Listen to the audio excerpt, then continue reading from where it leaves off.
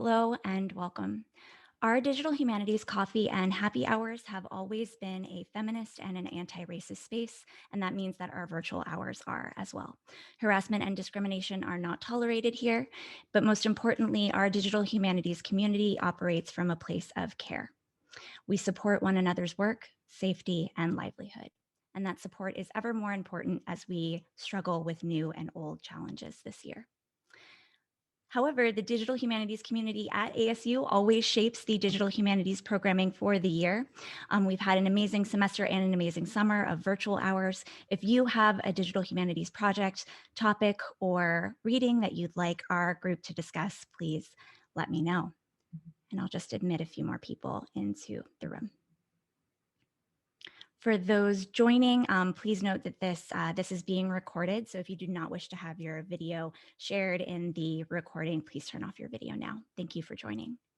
And now it is a pleasure to introduce Dr. J.T. Roane, who will be presenting Dark Agoras, Insurgent Black Social Life and the Politics of Place.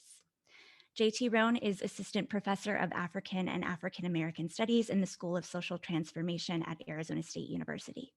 He received his PhD in history from Columbia University, and he is a 2008 graduate of the Carter J. Woodson Institute at the University of Virginia.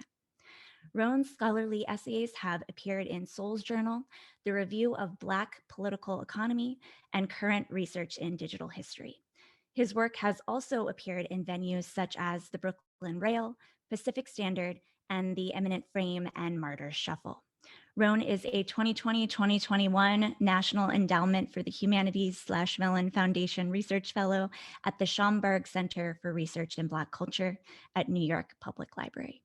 He is at work on a manuscript, which we will hear a little bit about today, Dark Agoras, Insurgent Black Social Life and the Politics of Place in Philadelphia. JT is also the program lead for our Institute for Humanities Research Initiative in Black Ecologies. Dr. Roane will also be joined today by Leonel Lombe. Leonel Lombe was born and raised in Angola, a member of the Ovambo nation. He earned his bachelor degree in geographic information studies and a certificate in African and American studies from Arizona State University in May of the current year, and is now a graduate student pursuing his master's in American studies in SST here at ASU. Fluent in Portuguese and English and being an artist, he aims to continue exploring the ways that the matters of space and place shape Black musical production, circulation, and consumption in the Afro-Portuguese Atlantic. Thank you both for being here. And as a brief note, I'm really thrilled today that the Digital Humanities Initiative and the Black Ecologies Initiative are coming together for this event. And I'm hopeful that this is the beginning of a long collaboration and conversation between our communities at ASU and beyond. So I'm going to turn the mic over to Dr. Roane now. Thank you for joining us, and I'm looking forward to everything today. Thank you so much, Liz. I want to just give a little background about some of the maps and the other things that we'll look at and bring Leonel in to talk a bit about the process of those. This work is coming out of, again, Dark Agoras, Insurgent Black Social Life and the Politics of Place in Philadelphia. And I'm particularly want to talk to you all about the 1964 so-called riot, Columbia Street riot in North Philadelphia. And unpack it for its kind of spatial dynamics and the kind of unique epistemologies that working class Black communities express in North Philly that are evidenced in a kind of fleeting way through the archive of arrests. So I'm gonna screen share so that you can get a sense of the maps that Leonel has put together. And Leonel will discuss briefly his, just the sort of process behind those, and then I'll get into thinking a bit more about the spatial dynamics, the geographic dynamics. Thank you, Dr. Roane and Liz, for the opportunity. This has been a very interesting work for us, doing the mapping and trying to understand the geography of the riots of 1964 in Philadelphia. So what we did is to collect the data from the police reports that we received. These are the copies from the original reports. Nothing was changed in the reports. What we did is collect the data, the information, organize it, define the type of the crimes, the age, the what, where they were arrested, and what dates they were arrested and then we created these maps and divided by the crimes first, as we see the robbery and the receiving goods, which are two that could be connected because receiving stolen goods and robbery are connected. And then we go further to another type of arrests, uh, rapes and assaults, which also have different type, different shape on the way they were arrested. These people, and the assault of police and resisting arrest is the crime that has more is the crimes which had more people arrested for during the riots, with what is something we have to dig more into. And then we go to assault with intention to kill and the disorderly conduct, which are the ones that I'm starting to go into. I'm now organizing working in these two typologies of arrests, and then we can go to the last one, which shows the hotspot of the crimes during the hotspot of arrests during the riots, which is kind of in the middle of the map, and then we can go to to, to the graphs, in which we can see the first graph shows the crimes in relation to the age, and we see that people from the ages or younger than 35 years old were more arrested than others, and the crimes by date, we see that more crimes were committed the following after the 10 days. On the first 5 days, uh, only two people, 3 people per day were arrested. On the next 5 days, 6 people were arrested per day, and on the next 10 days, 12 people per day started to be arrested in this area. So we are still trying to figure out what really is going on in there, but we are, these are the findings until now. Thank you. Thank you so much, Lionel. And so I wanted to just give the sense of the kind of first round of what we're doing in terms of opening the spatial dynamics of these maps. Let me start by saying that the reading of these crime reports that I'm going to do subsequently in the rest of the time that I have with you all, which document the so-called 1964 Columbia Street riot in the Strawberry Mansion neighborhood of North Philly.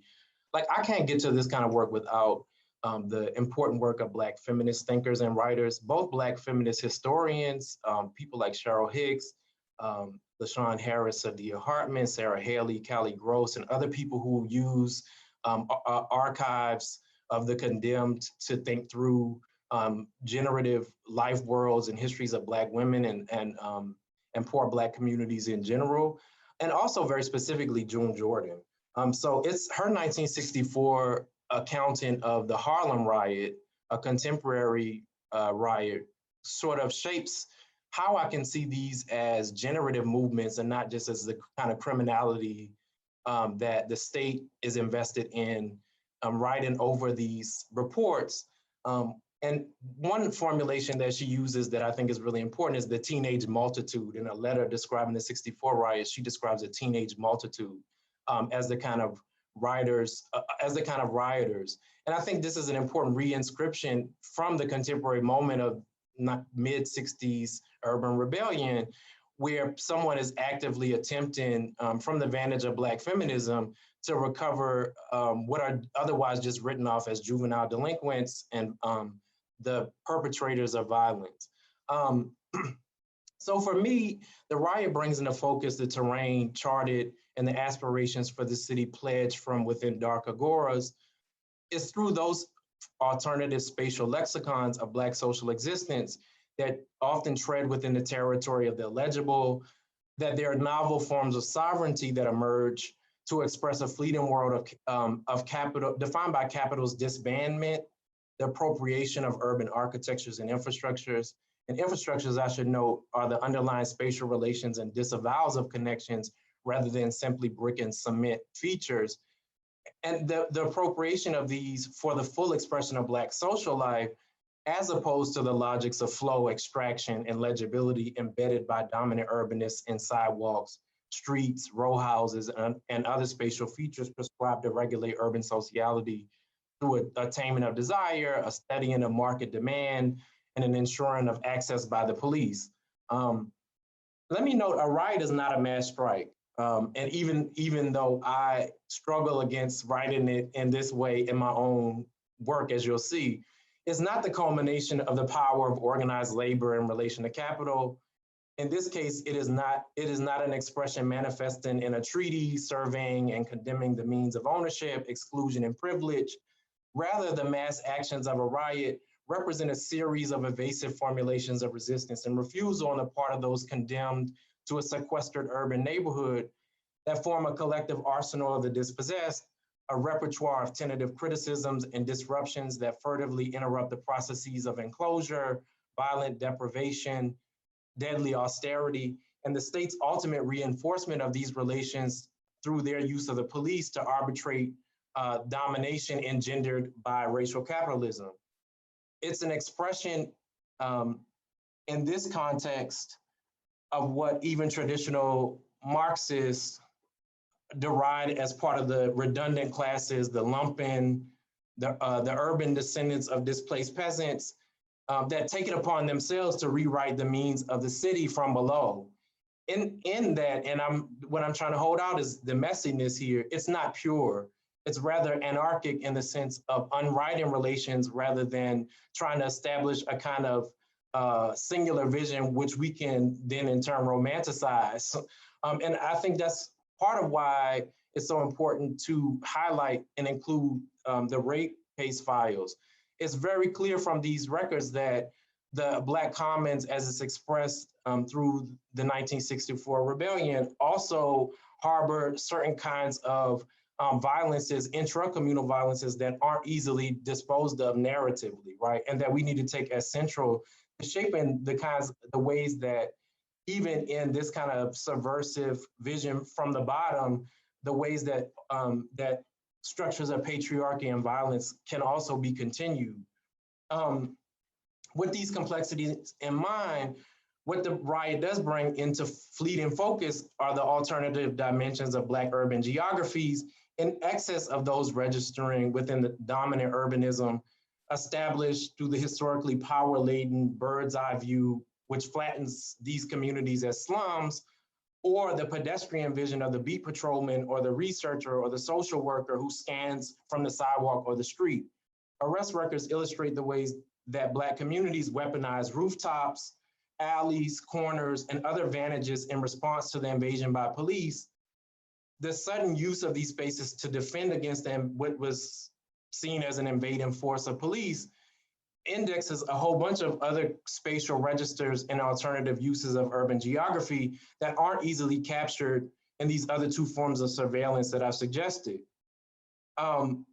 So glass bottles thrown from rooftops suggest sites of supra-domestic space, places of congregation not foremost organized right in that moment as contra the state, but rather as preceding the riot in their quotidian expression of as a kind of social spatial grammar, literally on top of the geographies of standard living.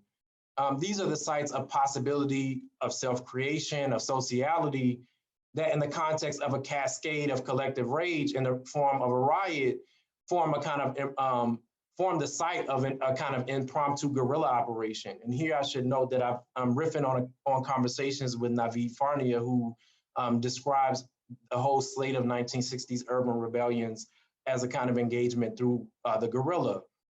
This excess capacity of Black geography to render in real time new dimensions, right before the police's very eyes, they're like, where did that rock come from? We can't even find where it was thrown from.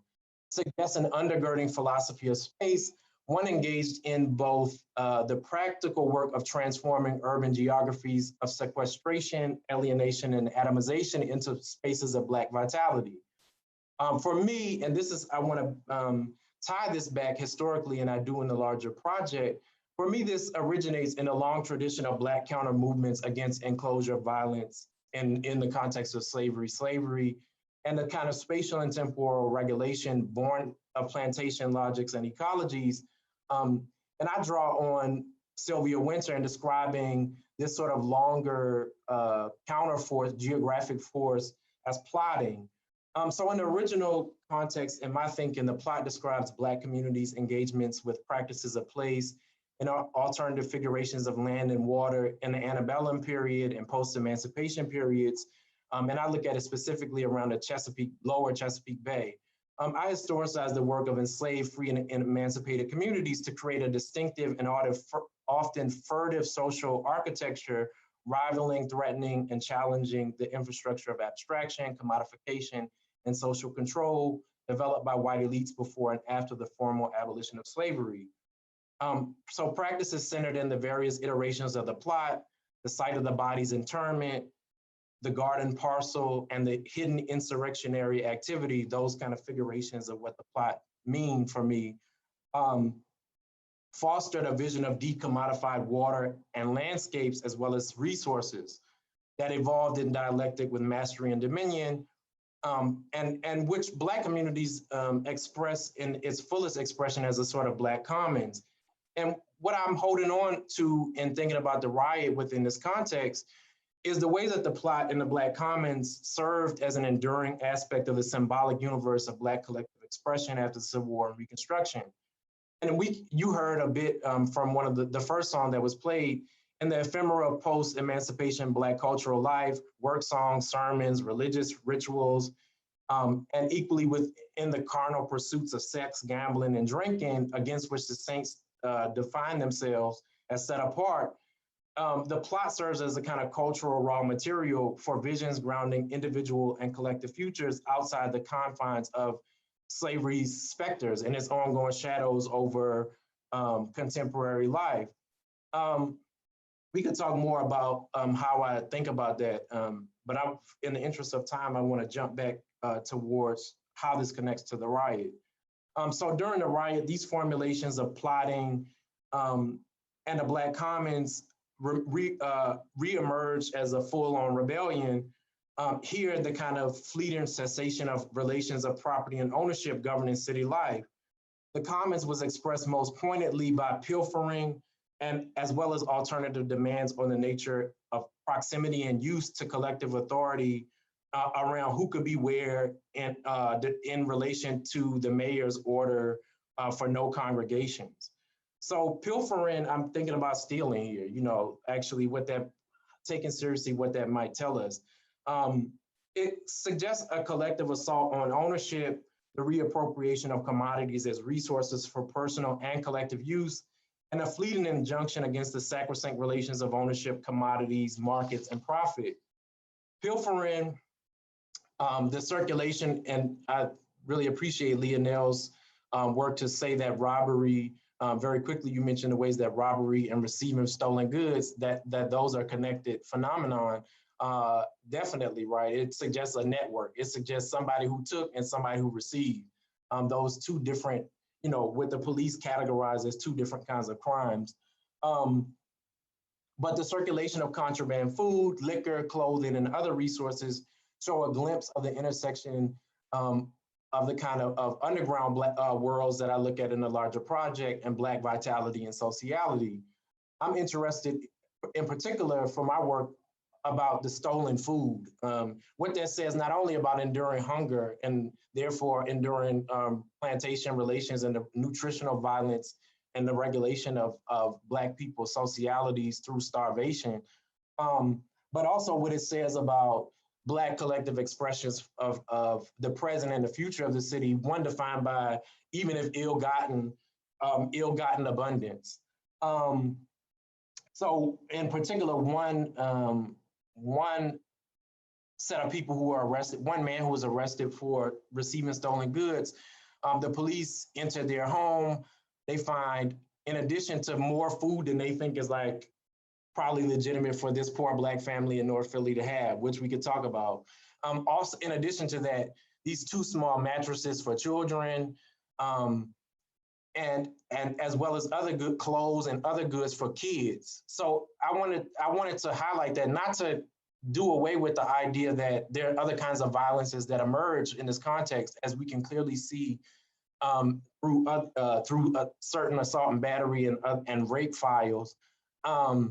But there is a kind of way that, from the vantage, at least of Black captive maternals, what Joy James calls Black captive maternals, that these appropriations have something to do with appropriating the means of care in a neighborhood defined otherwise by herbicide, joblessness, hunger.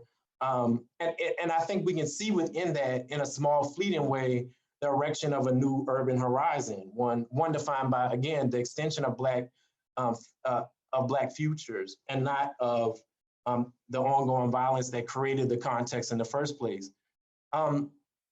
So pilfering alongside that, I want to talk very quickly about these other kinds of spatial claims that Black communities create. I think claiming space out on in front of one's stoop, or on the stoop, or on the sidewalk, or other spaces adjoining a residence,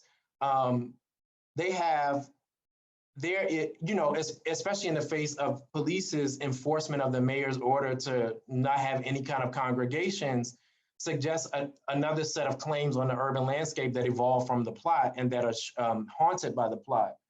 And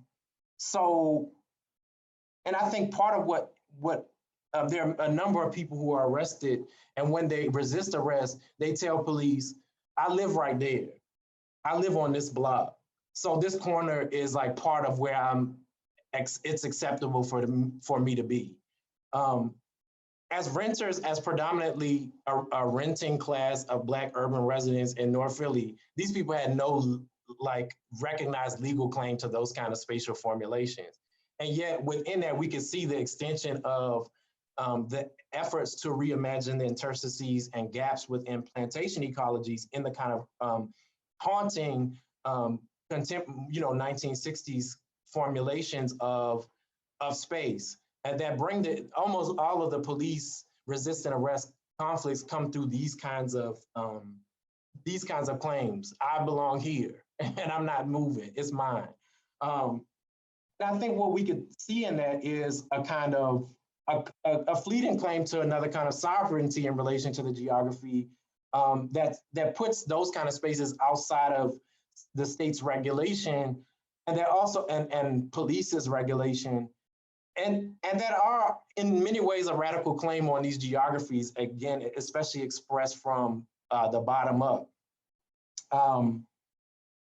And I think I just want to take a very quick moment, and this is part of what I want to have a conversation with you all about, is how we map these kinds of spaces of the stoop, right? It does and doesn't show up on the bird's eye view. It does and doesn't show up in relation to the beat patrolman's mapping of city space. But there are all these other dimensions of the stoop, right? It is a kind of, it serves as a kind of translocation. It's a space inside that regulates, of course, the inside and exterior of domestic spaces. But it's also often in the narratives that I look at in a larger project, a site of transformation and transfiguration. So for example, I could think about a subject who was interviewed by anthropologist Arthur Huff Fawcett, one of the first Black PhDs in anthropology in 1940. And she's a Southern migrant from Virginia. She walks out onto her stoop and witnesses these men gambling there. And Mrs. W's has basically a vision, a religious vision in that moment where she's, in her recollection, transported above the city. She sees basically the whole slum cleared, and in the wake of the slum, there's a garden and a field, right? So I want, like, part of my question is, how do we map these kind of very dynamic senses of place, where in a translocation being a place where at least two sites enfold into one another and shape one another, and that's well beyond even what we've been able to map so far with these kind of, you know, top-down projections. I want to say that these kinds of claims to the stoop and the steps and the roof and all of that we get a fleeting vantage on during the riot. Again, they're not recognized at all by law, right? In the face of the law, enforcers, Black migrant communities, uses of the stoop and the sidewalk adjoining their residences as part of a territory over which they argued for propriety, in a context in which they had no legal claim, especially given the mayor's injunction, can only register as obstinacy, right? It only registers in the archive as obstinacy. And yet within that, we can think about the kind of alternative values around use and the commons as an enduring complex, competing ethos of sovereignty, ownership, and connection through utility and possibility over profit. I want to say very quickly, I think the riot, and it's in the middle of the book for a very strategic reason, it brings into fleeting, I keep using the word fleeting, we could talk about that as well, but the kinetics, it brings into fleeting focus the kinetics of late 20th century Black politics in general. First of all, the kind of long array of these kind of geographic and spatial claims that I've tried to show you through connecting it backwards to the plot, but also, you know, we could talk about the riot in relation to organized civil rights movement. So these folks, you know, like Cecil B. Moore and other kind of noted Philadelphia figures of civil rights, NAACP leadership, et cetera, they denounced the riot, of course, right, as you might expect. But it's really, you know, the source, the animus behind the riot actually galvanizes a lot in Philly. I mean, some of it's the kind of reactionary 1970s and 1980s that we could talk more about, but some of it is also the kinds of what we might consider the gains of civil rights and Black power come out of this moment. And so I think the riot has to be at the middle of rethinking 20th and late 20th century urban politics. And what that takes us to is a very different geographies and rubrics that out of which political leverage emerge. And it's not the kind of charismatic civil rights figure that originates Black power. It's in fact these bottom-up expressions. And I want to close by looking at the beginning of the riot very quickly. So Odessa, the start of the 1964 riot is linked to Odessa Bradford, who by all accounts, police, FBI, and her own husband was basically in a drunken rage against her husband, right? They had been out to the tap rooms in North Philly, and she basically commandeered their car and refused to move it. There ended up being a large traffic jam, which is why the police come and they attempt to arrest Odessa. When they attempt to arrest her, she kicks and punches and says, "I'm not going anywhere," right? And I think in that makes this claim for the intersection, what is a kind of pointed space in terms of dominant urbanist visions of flow and extraction. She says, no, my domestic concerns right now and right here are what concern me, right? It's a different claim on space.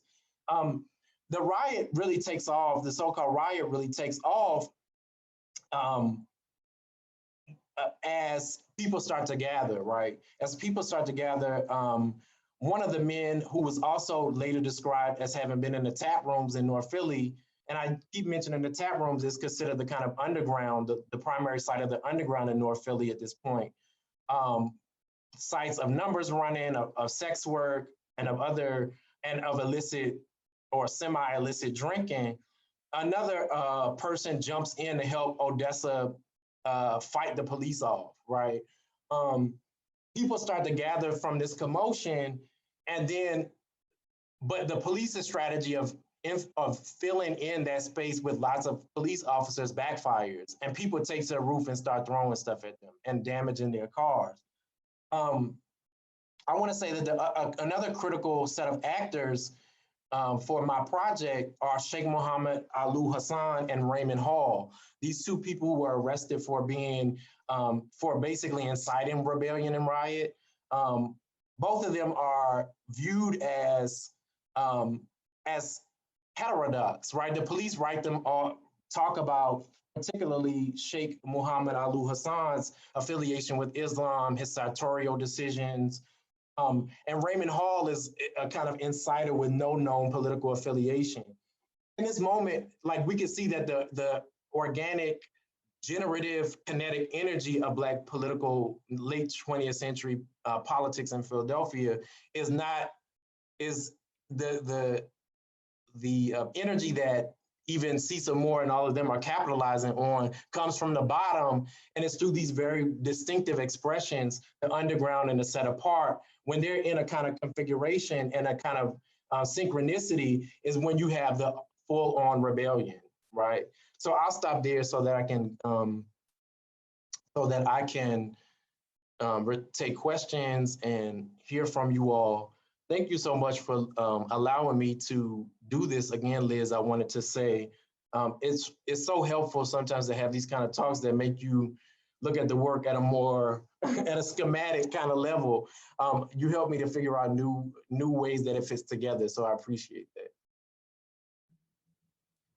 JT, Lionel, that was absolutely amazing. Thank you so much. Everybody's clapping emojis, so I'll clap into my microphone for everyone that can't clap with sound on. So I just learned so much. I took so many notes. I'm really struck by certain things like this phrase, the spatial features of urban sociality, these images of these domestic spaces that we don't think of as domestic, the creation of Black futures in these spaces. Thank you so much. As a gentle reminder, if you have any questions for Dr. Roane or Lionel, please pop into the chat at any time. If you'd like to ask an anonymous question, you can directly chat me in the chat. We're really looking forward to conversation. What I'll do is, as you post them in the chat, I'll read them aloud just because this is being recorded and we have a large audience today. So what I would like to start with is maybe the question that I try to ask everyone in these digital humanities virtual hours. What inspired you to engage with the digital for this project? But I think in this case, what specifically about mapping, about geographic information systems, or maybe about the concept of deep mapping was something that you wanted to explore, something that can reveal or display new knowledge and an understanding of the past to think about Black futures? That's a great question. It does connect to the kind of deep mapping that I'm doing more in relation to work on Black ecologies in the context of rural Virginia. But that we're trying to work that out methodologically. Leonel and I are in this process of figuring out how do we first we're getting the baseline of like, these are the spaces, right? And I think in many ways, at first pass, these maps can they enhance what the state is saying about what's going on, right? They enhance the kind of vision where the state is flattening this neighborhood into a riotous, dark site of nothing generative and only a kind of violent possibility and potentiality, right? Which is well worn not only in Philadelphia, but in larger national discourses by mid-1960s. This is a year before Moynihan. I mean, we could talk about all of the kinds of ways that this kind of neighborhood is infused and inscribed with and flattened. So in some ways, that the first round of maps threatens to reproduce that by citing it. You just see it, that cluster, right? But I think there's so much more, and I think that's not to undercut the work, the meticulous work that Lionel has done to figure out even where these locations are, right? Where, because you have to, for the type of GIS work that he's doing here, you have to do real geolocation. And so trying to figure out where all these spaces are. And some of them have been cleared by urban renewal projects that come later. I mean, so, you know,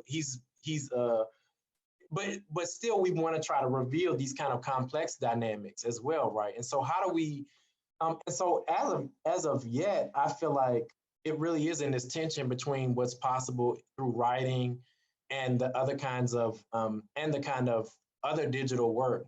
I wonder about, you know, again, how we can further that dynamicism of the kinds of spatial features that we're looking to claim in these 2D projections. And I'm not sure that it's totally fully possible, but I think we can.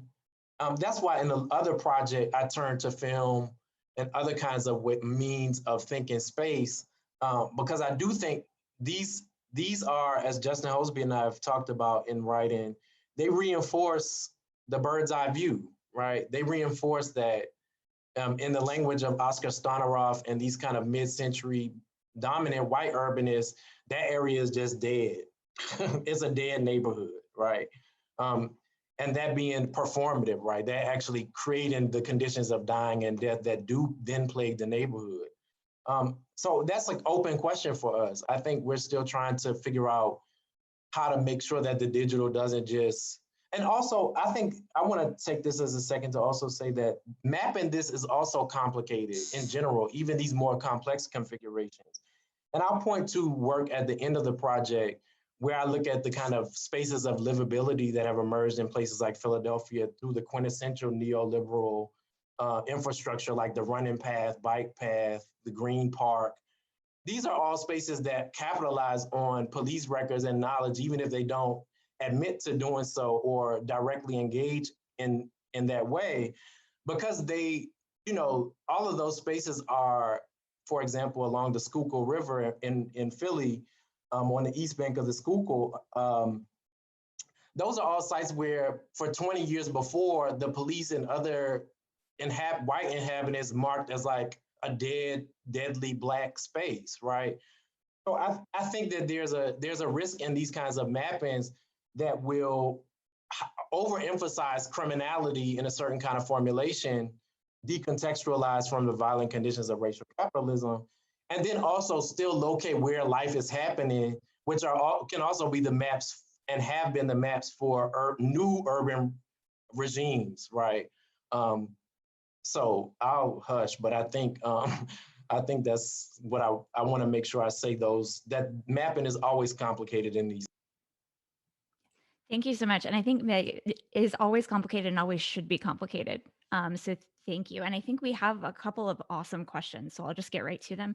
Jillian McCommons asks and says, thank you so much for this rich discussion. I have a question for Lionel and Dr. Roane in regards to mapping the stoop. I thought of this scene in Do the Right Thing when Ruby Dee's character tells someone to get away from her stoop. I'm wondering if proximity would be a good way to get at the politics of space in the stoop, ways to map the stoop. It also relates to what you are saying about the person who said, I live right here, thinking of space as proximity to the body or intimate spaces or windows, etc. And she says, thank you again. They say thank you again. Thank you, Jillian. It's so good to see you and hear from you. I think that, you know, the stoop is so, I'm just getting put onto the stoop. When I gave my presentation here at the Schomburg, they were like, you got to do more with the stoop. And because it's a site that the state and individuals are invested in regulating, right? Who comes into a home, who stays out from a home, what commodities pass between that space. And all of that are regulated through this kind of, you know, geography or infrastructure that allows for passage. And, but you know, what I was trying to convey, proximity is certainly a part of it. I mean, I think, you know, and that's part, I think what I'm trying to get at is the ways that that's all haunted by the ways that porches and the stoop in Southern geographies also are haunting Northern urban geographies. And I'm not just making this up. I mean, at least 4 of the police records that I've looked at in this pile, these are still people who are migrant farmers. They still go to Jersey every morning at 6 o'clock in the morning, at 5 o'clock in the morning, cut asparagus, pick strawberries and whatever else. So they're not that far removed from the plot as an imaginary. And you can see the ways that all that these border spaces in general and the transgression across them, it animates so much about Black spatial politics, right? I think the stoop is a site of self-fashioning that's not always, that's often illicit, right? It's the site in Mrs. W's, as what I was telling you before, Mrs. W talking about men gambling on her stoop and being taken up by that into a vision. You know, it becomes a translocation. It becomes a site where multiple kinds of spatial trajectories and temporalities get brought into one view. So I think I'm going to continue to think more about that. But I think proximity is very much a claim that Black communities are making, is that this is mine. This is an extension of our space. And again, that ain't no given, especially when the mayor is like, y'all got to go inside no matter what. Are you going to jail? And people saying, no, I'm not going anywhere. I live right here, right? It illustrates and embodies the Black commons for me. And I'm still working out all of the kinds of ways that it transports, but it does. Thank you so much for that. And I think the next question is from Alyssa Diamond. Could you speak more about how you are looking at the continuities of patriarchies, intercommunity gendered violences that you touched on? I ask because many of the Black feminist scholars that you draw on engage these currents and complexities by turning to the everyday rather than the dramatic or overt rebellion. I'm super curious about how you engage these dynamics while still contending with the impacts and happenings within open rebellion. Right. It's a complex vision of rebellion that these kinds of files, when taken together, requires us to think through, where the terms and conditions of what it means to be a liberated subject for some subjects within this community don't supersede patriarchal violence. I mean, I have one, and I don't want to go into the full details given the nature of what we're talking about, but at least one very quickly thrown out by the court, I should also add, which is another layer of violence. One woman's claim is essentially that men who are part of this group, probably which called themselves a kind of gang in North Philly, had taken furniture from one of the furniture stores that had been looted and used it in an abandoned house, essentially, right? Placed all this furniture in an abandoned house to create this kind of other space for themselves that's not on the map at all, right? That's technically boarded up and no one has access to. They use that for all kinds of self-fashioning. They drink, they're engaged in, at least the police insinuate that they're somehow engaged in illicit economic activity. And they also use it for sexual coercion and violence, right? And so I think that that's a grammar of power, that patriarchy is a grammar of power that requires us to think beyond romantic visions of rebellion as a kind of a simple relation of oppressed versus the state, or oppressed versus other formulations. Some of what people wanted when they got access to rebellion, the leverage of rebellion, was to reproduce the same kinds of worlds that were already existing, just with them in charge. And so I think I take those alongside all kinds of a continuum of different kinds of activities. Again, to paint a pretty gray, what ultimately is a gray picture.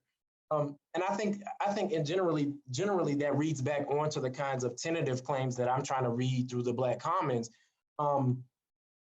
Theft is not necessarily a social world. Theft doesn't necessarily create a new social world, a neo of all of the violences that happened in the previous social world.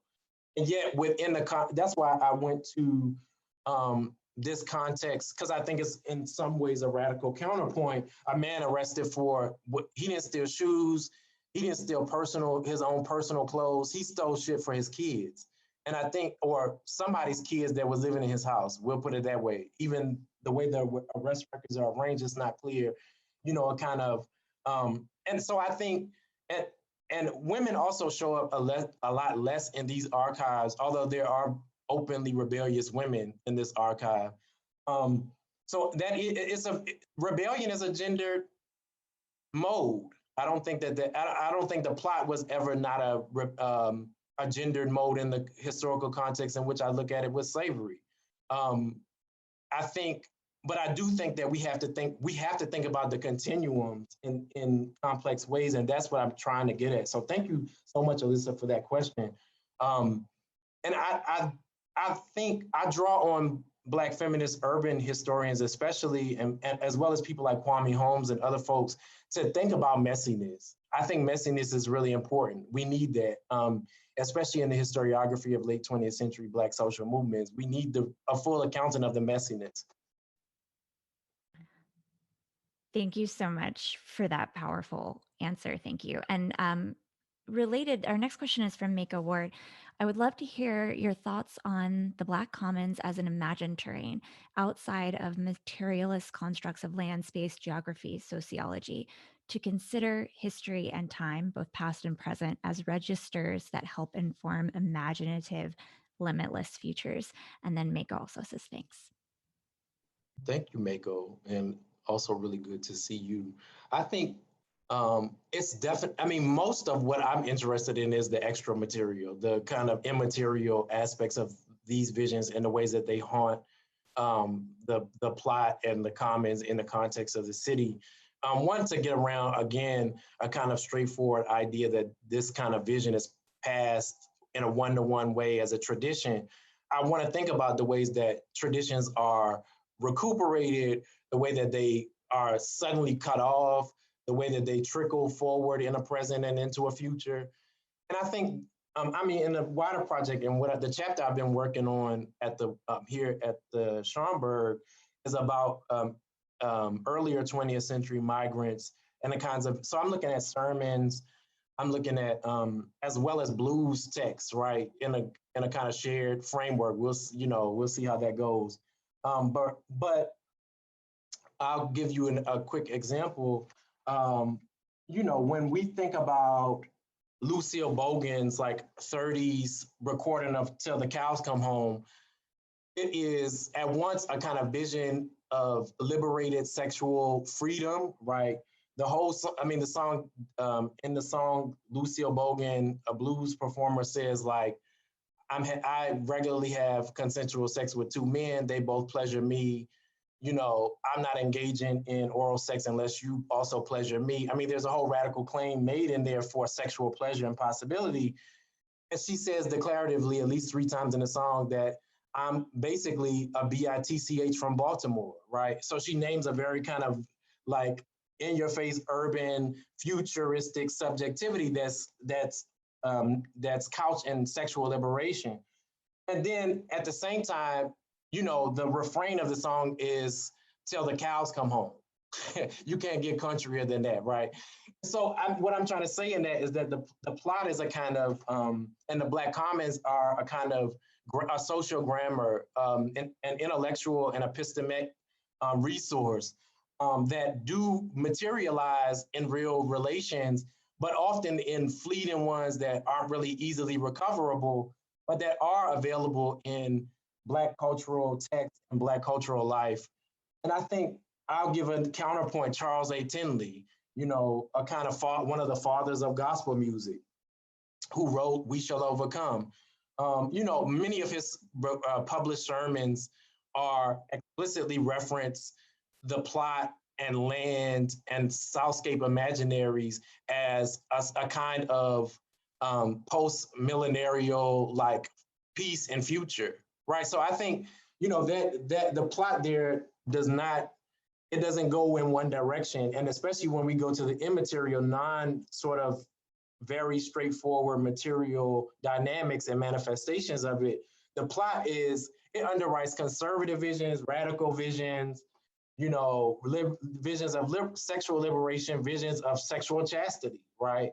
And I think that's the kind of messiness that the immaterial gets us at the messiness of the plot as a tradition, not defined by one-to-one translation in space and time, but as a translocation. Thank you. And Mako came back into the chat to say beautiful response. Thank you for that. We have a couple of minutes left. We might go a little bit over because I don't want to cut off this conversation. So those that are able to stay, awesome. If not, again, this will be posted on our IHR YouTube channel. Our next question is from Hannah Grabowski. She says, hello. They say hello. Do you have any comments on the politics of archiving? If police records dominate the narrative of Black social life, and what gaps might exist if other types of material are not archived that would highlight the Black commons? And we had a couple questions about the archive, so we'll take this one first. Hannah, who's also looked at this archive with me, thank you. It is a complicated archive. And I will say, I just wrote the hardest essay I've ever tried to pen in my life. And hopefully it gives me a little faith that this book can hurry even be done.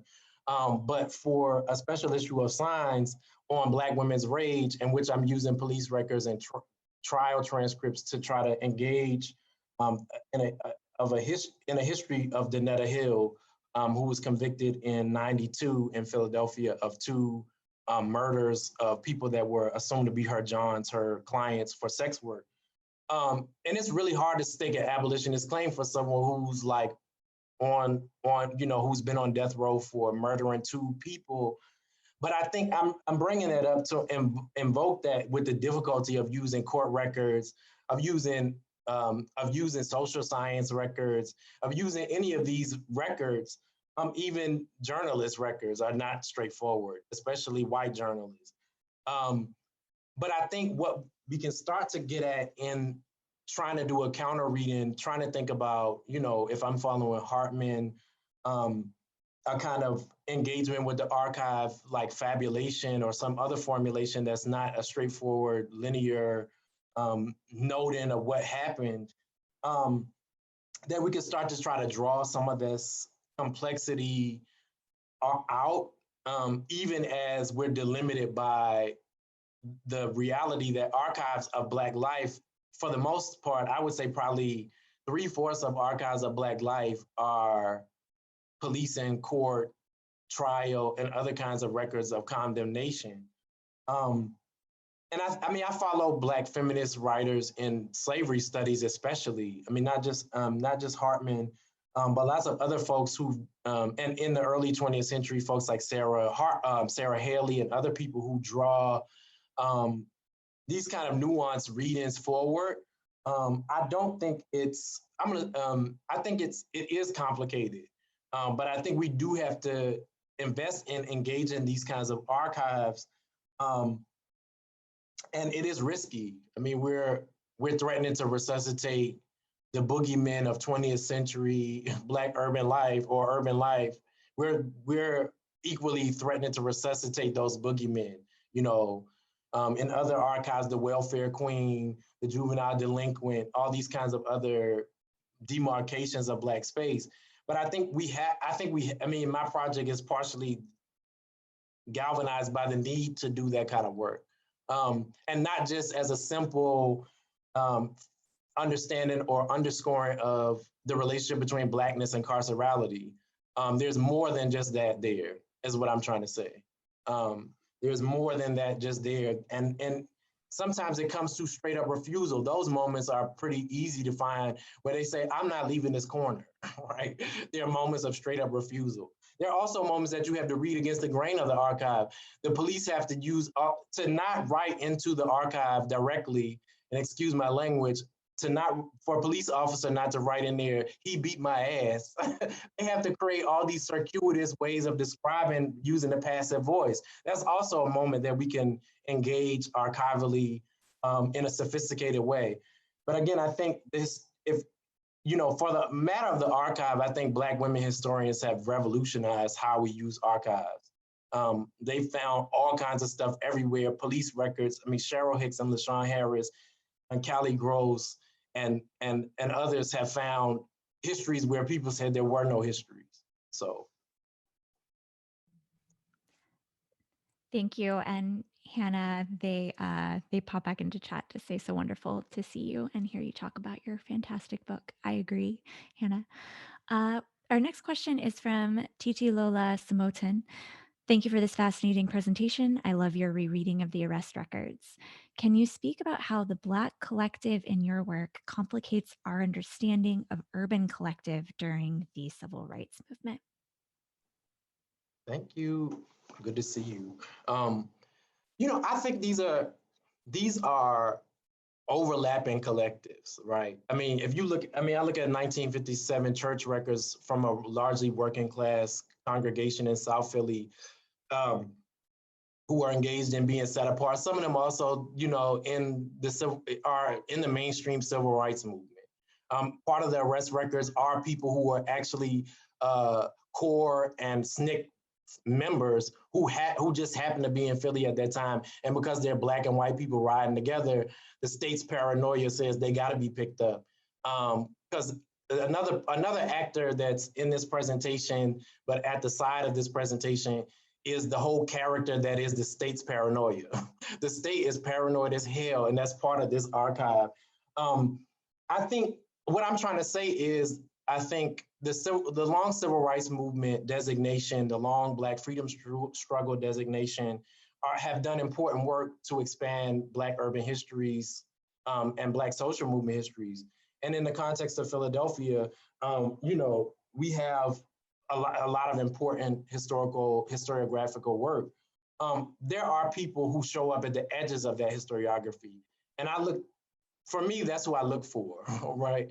I don't know what that says about me as a historian, but I'm interested in the collectives and the groups that fall off to the side of that. And some of those are peripatetic ones that are associated with the underground, and you can't really, that are fleeting, and you can't really chart a direct connection to civil rights or something like that, except through the kind of leverage that a riot or something like that produces. But I think those connections have had to be sequestered by civil rights leadership themselves, right? I mean, and we can think about, I'll bring it to a head by saying Wilson Goode, the first Black mayor of Philadelphia, elected Black mayor of Philadelphia, who has, in some ways, small ways, Black power credentials, also bombs move. So there are tensions within what is designated as the kind of larger civil rights collective.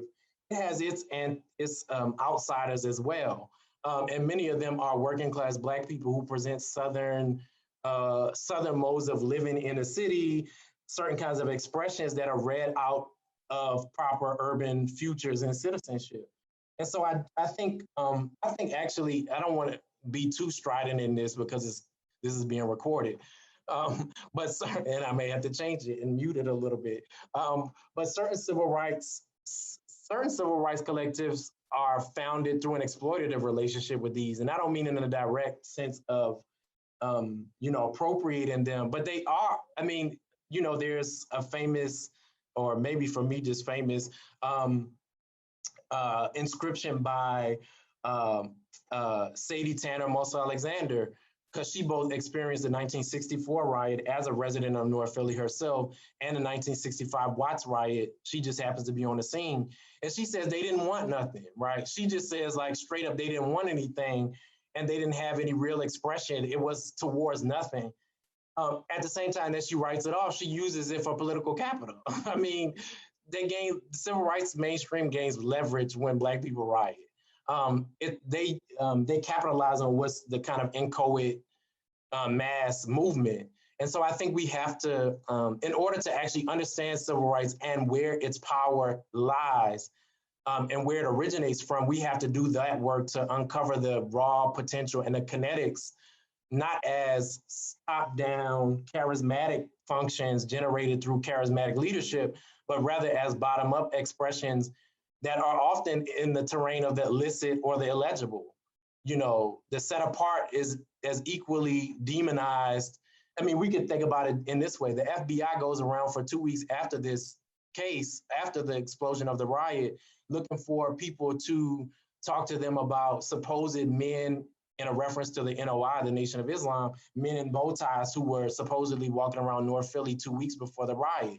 So the worlds of the set apart and the clandestine illicit are, in the state's imaginary, are already one and the same. And I'm trying to look at how they give us different expressions of the city that not to be too, not to overwrite it too much, but which I take as abolitionist visions. They're both set on destroying an order that's dependent on Black carcerality, sequestering in decrepit neighborhoods where the housing infrastructure is falling apart, And I've lost my train of thought. Maybe that means I need to stop talking. That was perfect, JT. It's because we're 5 minutes over, but I think like we have one more question. So if you don't mind, let's ask that, and then we'll maybe turn off the recording and just say thank you. So for Monica Boyd, she says, thank you for this fascinating work. When you mentioned the space that the gang created that's not on the map, it had me wondering if there are any plans to build upon the map of police records that tries to include non-police sources, particularly as so much of this work deals with contested space and sovereignty. So I think maybe talking about other sources or other sources that you want to look for, that would be awesome to end with. Yeah, it's, so there are also the kinds of, the liberal, infrastructure of charity and reform in Philly. They also create an archive of this. It's a secondhand archive, and they mostly use policing records. But there's a society that produces a whole write-up of this that also serves as part of the archive. I think for me, I triangulate my readings with. I kind of contained this chapter to looking at these particular police records, as I try to suggest in triangulating it with my other work in the larger book project. I try to think creatively and center Black migrant narratives about themselves. So a lot of it is secondhand oral histories that I use for earlier stuff, my own oral histories. Not necessarily around the riot. That's kind of difficult to approach in terms of certain kinds of oral histories, though I think it's possible. I haven't done that work. I think what it, again, that's why I kind of give it as a fleeting insight around what these spatial dynamics are, not a comprehensive one. I use it in other spaces. When I engage the set apart, so a lot of the riot falls in a kind of continuum in the project, more towards the kind of underground forms of sociality that I engage and look at. In the more set apart formal organizations that I look at, there's a lot more Black self-autonomously discussed visions for what is going on. So for example, Father Divine and the Peace Mission movement, and how they connect to the underground. There's so many people who joined Father Divine's Peace Mission movement in the 40s, for example, narrate having lived as bootleggers for 10 years or 20 years. And they have an encounter, some kind of spiritualized encounter with Father Divine or one of his adherents, often walking through the street, which is of interest to me, and which leads them to lead this set apart life, right? I think there's a whole phenomenological complex there that I'm trying to unpack in the wider project. But in those expressions, I mean, Father Divine and them, they buy hundreds of properties.